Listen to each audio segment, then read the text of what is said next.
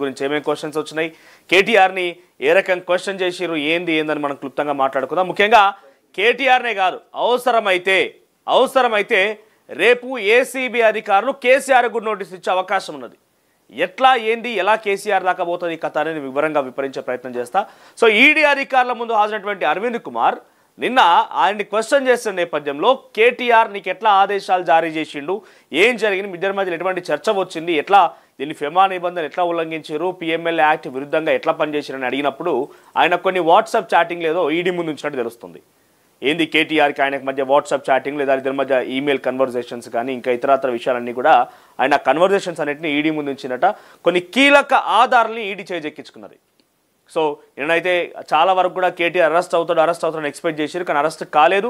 అయితే బహుశా ఈరోజు సాయంత్రం కల్లా అరెస్ట్ ఉండే అవకాశం ఉన్నది. లేకపోతే ఇప్పట్లో కేటీఆర్ అరెస్ట్ కాడు.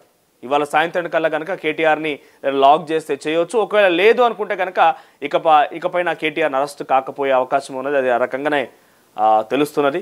చూద్దాం మరి ఇదే అంశాలకు సంబంధించిన వార్తాపత్రికలో వచ్చిన కథనాలు ఒకసారి హెడ్లైన్స్ చూద్దాం. ఆ తర్వాత మనం డీటెయిల్గా కేసీఆర్ దాకా ఎట్లా పోతున్నది ఈ ఫార్ములా ఈ రేస్ సంబంధించిన అంశంలో ఏసీబీ అధికారులు కేసీఆర్కి ఎట్లా నోటీసులు ఇస్తారో మీకు వివరంగా నేను చెప్పే ప్రయత్నం చేస్తాను. సో ముందుగా హెడ్లైన్స్ వస్తే తొలి వెలుగు విషయానికి వస్తే కేటీఆర్ మెసేజ్లు లీక్, ఈడీ ఎదుట బయటపెట్టిన అరవింద్ కుమార్. ఇక ఇసుక దందాలో మంత్రి అంటూ ఒక వార్త, గరికపాటి కామ పిశాచి వాడి పేరు తలుచుకున్న పాపమే అంటూ తప్పుడు ప్రచారం చేస్తే కేసు వేస్తామని ఆయన టీం వార్నింగ్ ఇచ్చిందట. ఇక తర్వాత బాయ్కాట్ గేమ్ చేంజర్, సోషల్ మీడియాలో యువత కామెంట్లు. ఏదో అక్కడిక్కడ ఇవాళ ట్విట్టర్లో చూసిన, ఇవాళ ఆల్రెడీ సినిమా ఏంది బెనిఫిట్ షో స్టార్ట్ అయినట్టున్నది కదా 4ంటికే. జియో ప్రకారం ఇంకా 10th స్టార్ట్ అయినట్టున్నది. పెద్దగా ఏం లేదట, ఊపేం లేదట సినిమాకి. ఇక తెలంగాణలో మద్యం బంద్, కేఎఫ్ బాటిలో మరికొన్ని కంపెనీలు. ఇవి హెడ్లైన్స్గా ఉన్నాయి తెలుగులో. ఇక ఈనాడు విషయానికి వస్తే ఇక నిధుల బదిలీ ఆదేశాలు నావే, ఇందులో ఎలాంటి దురుద్దేశాలు లేవు, రేస్తో ఎంత ఆదాయం వచ్చిందనే లెక్కలన్నీ ప్రభుత్వం వద్దనే ఉంటాయి. ఇక ఫార్ములా ఈ రేస్ కేసు విచారణలో అనీషాకు తెలిపిన కేటీఆర్, దాదాపు 80 ప్రశ్నలు సంధించిన ఏసీబీ. ఇక భూభారతి బిల్లుకు గవర్నర్ ఆమోదం, కేటీఆర్ ఆదేశాల మేరకే నిధులు బదిలీ చేసిన అరవింద్ కుమార్. ఇక 4 ప్రశ్నలే తిప్పిదిప్పి అడిగిరన్న కేటీఆర్.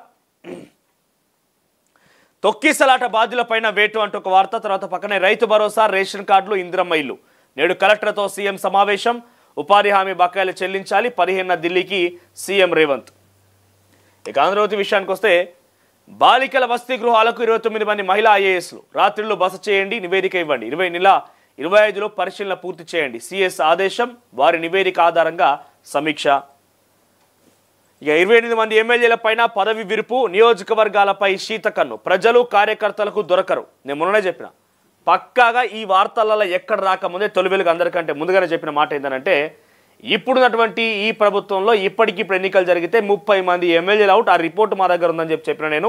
ఇక ఒక్కొక్కటి వెంటనే ఈ వార్తల్లో కూడా వార్తలు చూస్తున్నాం మనం. సునీల్ కనుగోలుతో వాళ్ళు కూడా సర్వే చేయించుకున్నారట ఏదో. ఇక పంచాయతీ ఎన్నికల్లో పంచాయతీ ఉద్యోగులకు జీతాలు. ఇక ప్రశ్నకు ప్రశ్నే జవాబు. కేటీఆర్ ఏసీబీ దానికి హాజరైన తర్వాత ఏసీబీ అధికారులతో ఆయన క్వశ్చన్స్కి ఆన్సర్ చేయమనంటే క్వశ్చన్స్కి క్వశ్చన్సే వేసిండట ఆయన. ఇక చంద్రబాబు ముందే మాటకు మాట. ఇంకా టీటీడీ ఈవో వర్సెస్ చైర్మన్గా ఒక వార్ సాగిందట అక్కడ. ఆ తర్వాత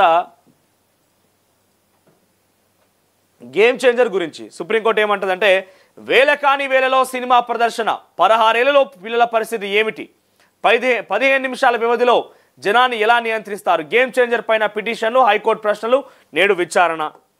ఇక భూభారతికి గవర్నర్ ఆమోదం, లాస్ ఏంజల్స్లో కార్చిచ్చు. ఇవి ఆంధ్రజ్యోతి హెడ్లైన్స్. ఇక వెలుగు విషయానికి వస్తే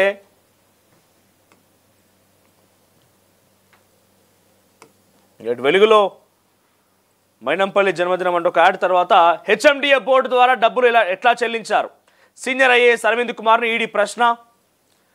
ఫార్ములా రేస్తో 700 కోట్ల లాభాలు వస్తే ఎటుపోయినాయని చెప్పి ఆయన పదే చెప్తుండగా ప్రెస్ మీట్లల్లా ఎడబోయినాయి ఆ లాభాలని అని అడిగితే ఆయన సమాధానం లేదు. ఆ తర్వాత కాంగ్రెస్ కబంధ హస్తాల నుంచి తెలంగాణ విడిపిస్తాం, ఏసీబీ వాళ్ళ దగ్గర ప్రశ్నలేమీ లేవు, రేవంత్కు భయపడమన్న కేటీఆర్. ఇక న్యాయ విచారణ, తిరుపతిలో తొక్కిసలాటపై న్యాయ విచారణ, హైదరాబాద్ లెక్క వరంగల్ అభివృద్ధి అంటూ ఒక వార్త. తర్వాత దొంగతనం మోపారని మహిళ ఆత్మహత్య. అబ్బా.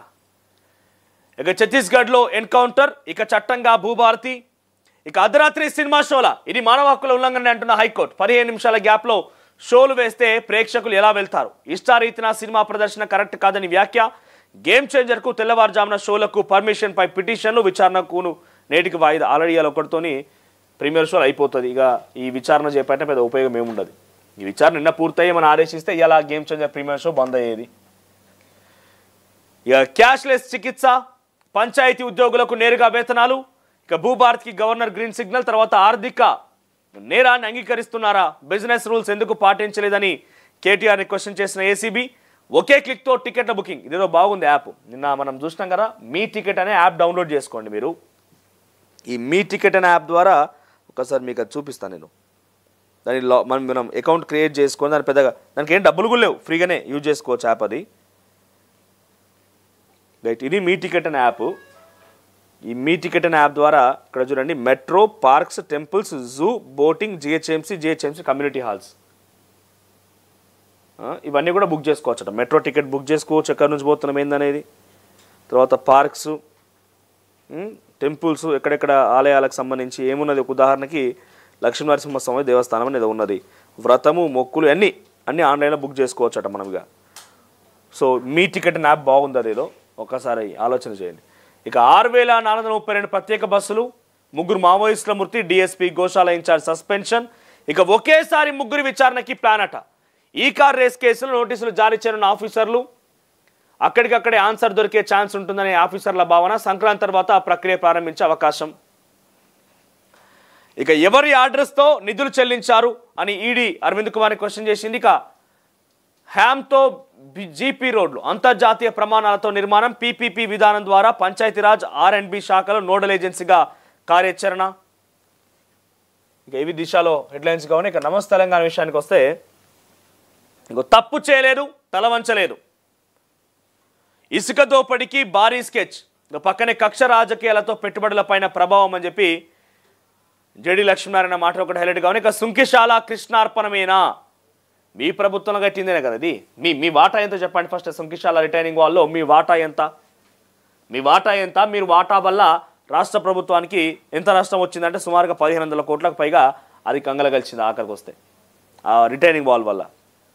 ఇక పత్తి కొనుగోలు చేయాలి రోడ్డెక్కిన రైతులు. అప్పుల బారతో పౌల్ట్రీ రైతు ఆత్మహత్య. శంభు సరిహద్దు వద్ద మరో రైతు ఆత్మహత్య. ఇక వేలా పాలలేని షోలు హక్కులను ఉల్లంఘనే. గ్రీన్ఫీల్డ్ రోడ్డుకు భూములియం. ఇక్కడ మీరు గమనించండి, ఈడీ అధికారుల ముందుకు ఈయన పోయిన వార్త ఒకటి ఉంది, ఏసీబీ అధికారుల ముందు కేటీఆర్ పోయిన వార్త ఉంది. తొలి వెలుగులో, ఈనాడులో సేమ్ ఈడీ అధికారుల ముందు అరవింద్ కుమార్ హాజరైన ఒక వార్త ఉంది. ఆంధ్రజ్యోతిలో కూడా ఆ వార్త కవర్ అయింది. ఈడీ అధికారుల ముందుకి ఆయన పోయిన వార్త ఇక్కడ కూడా కవర్ అయింది ఒకటి. ఇదిగో దీంట్లో వెలుగులో ఉన్నది వార్త, దిశలో ఉన్నది. ఇక్కడ ఏమున్నది? మేము తలవంచం. ఇక చెప్పండి, ఇది వన్ సైడెడ్గా ఒకరికి భజన చేసేందుకు భజన పత్రిక కాకపోతే ఏముంటుంది? అందుకే అంట నేను మొన్న చెప్పిన లోటపీస్ కేసు అని చెప్పి కేటీఆర్ అన్నాడు కదా, ఆ లోటపీస్ వార్తలే ఉంటాయి, అంతకుమించి ఏముండదు. ఒకవేళ నిజంగా ఏదో ఒక మూలన ఒక ప్రజావార్త ఉన్నా కూడా ఇక్కడ ఈ బ్యాండ్ ఐటమ్ చూసిన తర్వాత వారి పేపర్ కూడా చదువులు బంద్ చేసారు. ఎటు ఒకసారి ఏదైనా కమ్యూనిటీలో పోలుందా ఏదైనా?